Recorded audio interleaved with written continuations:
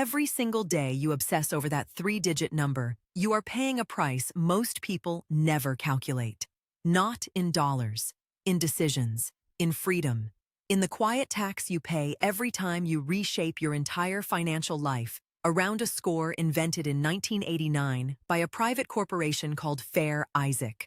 That's FICO, a company that went public on the New York Stock Exchange, ticker symbol FICO, that hit a stock price of over $1,600 per share in 2024. Ask yourself, who is getting rich off your score? Because it isn't you. Here's what nobody tells you. The credit score system was not built to reward financial health. It was built to measure how profitable you are to lenders. Those are two completely different things. And once you understand the difference, you will never look at your credit report the same way again. Stay with me, because by the end of this video, you are going to know exactly how to flip this system on its head and use it to build real wealth. Let's talk about what the research actually shows, because it is genuinely shocking. A 2019 report by the Consumer Financial Protection Bureau found that credit scores have a systematic bias baked into their design. Zip code correlations, thin file penalization, and a structure that rewards carrying debt over eliminating it. Read that again. The system penalizes you for paying off debt too fast. A person who carries a small revolving balance month to month can outscore someone who pays everything in full every single time. A 2021 Urban Institute study found that in majority Black and Hispanic neighborhoods, residents were 1.7 times more likely to have no credit score at all, not because they mismanaged money, but because the inputs the model requires simply did not apply to how those communities historically built wealth. Saving cash, paying rent on time, sending money to family, none of that counts. Zero. The model is not measuring your financial intelligence. It is measuring your engagement with a debt-based economy. That's the product. That's what FICO sells to banks. So how does this actually work under the hood? Your FICO score is built from 5 weighted categories. Payment history is 35%. Amounts owed is 30%. Length of credit history is 15%. Credit mix is 10%. New inquiries is 10%. Now look at that second category. Amounts owed. This is also called credit utilization. And here is where the system gets truly bizarre. If you have a $10,000 credit limit and you owe $3,000, your utilization is 30%. FICO rewards you for owing money, up to a certain point. The sweet spot most scoring algorithms reward is between 1 and 10% utilization, not 0, 1 to 10. Paying your card to 0 every month can actually cause your reported utilization to spike because of when your statement closes versus when the payment posts. So you can do everything right, be completely debt-free on your card, and still get dinged. Meanwhile, length of credit history means closing old accounts. The responsible move when you're simplifying your finances actually hurts your score. The system is structured to keep you engaged with debt instruments permanently. That is not a conspiracy theory. That is the documented design. Here's where it gets even more interesting. In 2023, the Federal Housing Finance Agency released a study comparing FICO scores to newer competing models like VantageScore 4.0 and the classic FICO 10T. The conclusion? Traditional FICO scores left significant predictive data on the table, specifically rental payment history and buy now pay later data that would have approved thousands of creditworthy borrowers who were being rejected. Translation: FICO was filtering out good borrowers to protect the system. A Harvard Business School working paper from 2020 found that credit score requirements act as a screening mechanism that has almost nothing to do with actual default risk once income and asset data are factored in. The score predicts your willingness to stay in debt, not your ability to repay. And here is the number that should stop you cold. Experian reported in 2023 that the average American carries $6,365 in credit card debt.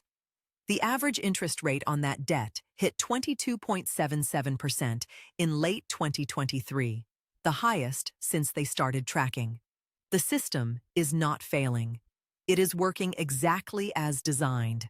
It is just not designed for you. Now here is the part where most finance content stops. They tell you the system is flawed and leave you feeling helpless. But let's address the counter-argument head-on, because you've probably heard this pushback before. The standard defense of credit scores goes like this. A higher score saves you money on interest rates, gets you approved for mortgages and car loans, and signals trustworthiness to landlords and employers. And that is true. All of it is true. Here's what that argument misses.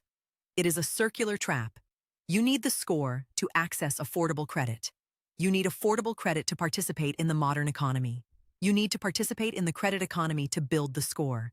You are on a treadmill that enriches the lending industry at every single step. The belief that a good credit score equals financial health is one of the most successful marketing messages in the last 50 years. So here is where we flip the table. If you understand how the machine works, you can make the machine work for you. Step 1. Stop avoiding credit cards out of fear. That is financial mythology. The danger is not the card. The danger is the interest. Rule 1. Never carry a balance. Ever. Pay the statement balance in full before the due date. Every single time. Step 2. Hack your utilization. Before your statement closing date, pay your balance down to under 10% of your limit. That is the number that gets reported to the bureaus, not what you owe at the end of the month. What you owe when the statement closes. This one move alone can spike your score by 20 to 40 points within a single billing cycle. Step 3. Become a strategic authorized user. If someone in your family has a long-standing card with a clean history, getting added as an authorized user adds their entire account history to your credit file. You do not even need to use the card. Step 4. Never close your oldest card, even if you do not use it. Put a $5 Netflix charge on it once a year to keep it active.